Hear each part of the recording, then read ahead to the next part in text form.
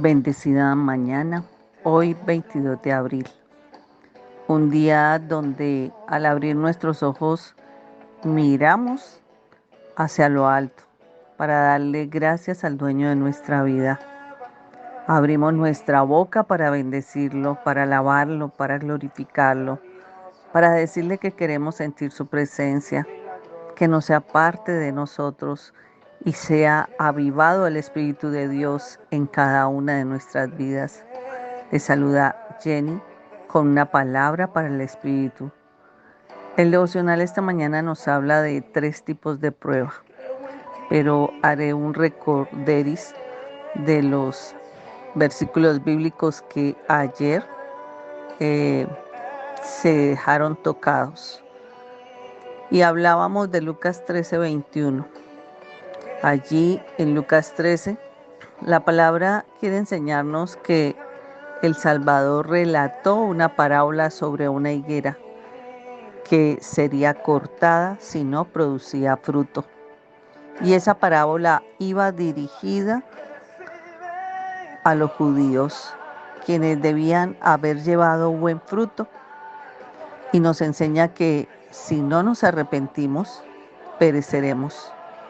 El tiempo de identificar una aflicción es eso, reconocer que hay algo que le desagrada a Dios y quiere apartarnos de algo que no corresponde a su plan. Dios no nos dio vida para desperdiciar, para estar en el mundo y esclavizarnos al licor, al trabajo, al vicio, al orgullo, a la altivez.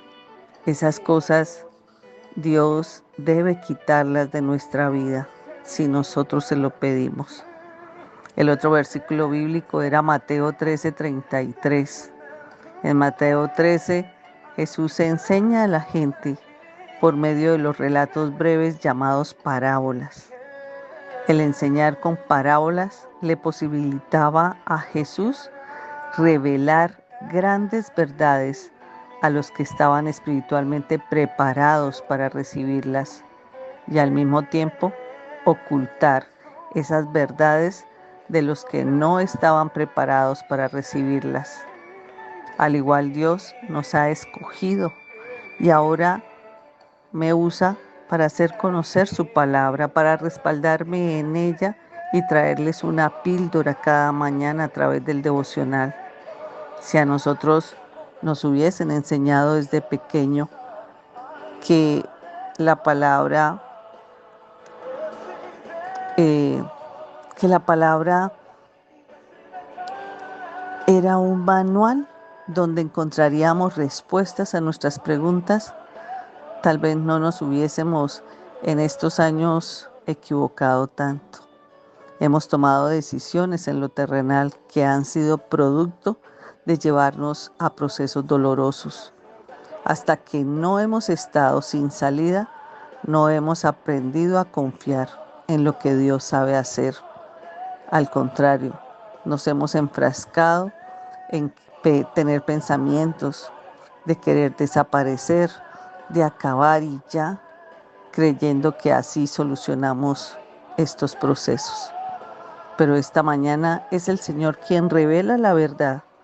¿Está usted preparado para recibirla y digerirla? Cada vez que lo buscamos, por más débil que sea nuestro esfuerzo, descubrimos que Él ha estado intentando deseoso llegar hasta nosotros. Y la última palabra de las ayer relacionadas es la primera de Corintios 5, 6, 8. Es terrible que se jacten sobre dicho asunto. ¿No se dan cuenta de que ese pecado es como un poco de levadura que impregna toda la masa? Desháganse de la vieja levadura, quitando a ese perverso de entre ustedes. Entonces serán como una nueva masa preparada sin levadura, que es lo que realmente son: Cristo. Nuestro Cordero Pascual ha sido sacrificado por nosotros. Por lo tanto, celebremos el festival no con el viejo pan de perversidad y maldad, sino con el nuevo pan de sinceridad y verdad. A partir de esto, vamos a conocer entonces cuáles son esos 3 tipos de pruebas que a veces tenemos que vivir. Prueba tipo 1. Son las pruebas que provienen de nuestros propios pecados o errores. La prueba tipo 2 es la prueba que sucede porque este es un mundo caído, lleno de enfermedades y de personas caídas, pecaminosas. La prueba tipo 3 son las pruebas que Dios está dispuesto a que experimentemos porque desea que progresemos. Así que durante una prueba podríamos sentirnos tentados a preguntarnos, ¿por qué yo? Pero tal vez esa pregunta no sea tan útil como esperamos. El resultado es obviamente el mismo en cualquier caso. Dios está dispuesto a que suframos ese desafío. Él nos promete que su gracia es suficiente para nosotros. En otras palabras, el Padre Celestial no permite que pasemos pruebas sin proporcionarnos la ayuda que necesitamos por medio de la expiación de Jesucristo. El ejemplo de José, veníamos hablando de José como líder. Entonces, echemos otro vistazo así rápido a esa primera gran prueba de José. Recuerden que sus hermanos lo vendieron como esclavo. ¿Fue esta una prueba de tipo 1? ¿Se buscó esto José? Pues no. Compartió de manera inocente un par de sus sueños proféticos con respecto a sus hermanos mayores, y esos sueños revelaron que algún día él llegaría a ser su líder. Por supuesto que a sus hermanos mayores no les gustó escuchar eso, y de hecho le aborrecieron aún más a causa de sus sueños. Si estuvieras en el lugar de José, quizás te imaginarías pensando si tan solo no les hubiese hablado de sus sueños a sus hermanos, ¿qué hubiese pasado? O quizás esta prueba de haber sido vendido como esclavo fue la prueba de tipo 2, por vivir en un mundo caído que incluye a otras personas que utilizan más mal su albedrío. Habría sido fácil para José sacudir la cabeza y pensar en que todos sus problemas eran culpa de sus hermanos, o que sucedieron porque la esposa de Potifar mintió, o bien podría haber dicho que la culpa fue del copero, que durante 2 años se olvidó de hablarle a Faraón acerca de José, después de que había prometido que lo iba a hacer. ¿O fue todo esto en última instancia una prueba de tipo 3? ¿Permitió Dios que José experimentara esas cosas para ayudarlo a progresar? En cuanto a esta pregunta, el mismo José sintió que esta era la respuesta del sí, cuando finalmente volvió a encontrarse con sus hermanos. Dijo: ahora pues, no os entristezcáis, ni os pese haberme vendido acá, porque para preservación de vida me envió Dios delante de vosotros. Eso lo dice en Génesis 45:5.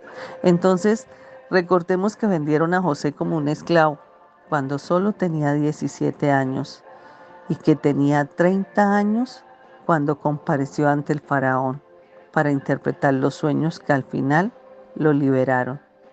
En total 13 años, casi la mitad de su vida, en lo que José perdió su libertad, sin culpa alguna por su parte. Tenía fe en lo que Dios lo había enviado a hacer, porque Dios preservaba su vida, sin importar de dónde proviniera la prueba. José sabía que Dios tenía un propósito. Eso era suficiente para él y puede ser suficiente para nosotros. José perdonó a sus hermanos e incluso les salvó la vida durante la hambruna y además sabía que Dios lo había guiado y protegido. Oramos. Gracias, amado Padre, te damos por esta mañana, Señor. Señor, por hacernos entender en qué contexto nos encontramos cuando llegan las pruebas. Señor, ayúdanos a identificar de una manera racional, sin desesperarnos, con la esperanza de que tú todo lo aclaras, que la noche puede ser lo más oscura, que la dificultad puede ser lo más implacable. Tú siempre tienes el control sobre ella. Tú siempre haces cosas grandes y maravillosas. Hoy reconozco que, Señor, que tú tienes pensamientos de bien y no de mal, y que todo lo que haces conmigo es porque tú estableciste un plan para que yo viniera a este mundo a vivir conforme de tu voluntad. Enséñame, Señor, a aceptar esa dura, tal vez dura verdad para mí, porque me quedé en un mundo terrenal, en un mundo pecaminoso.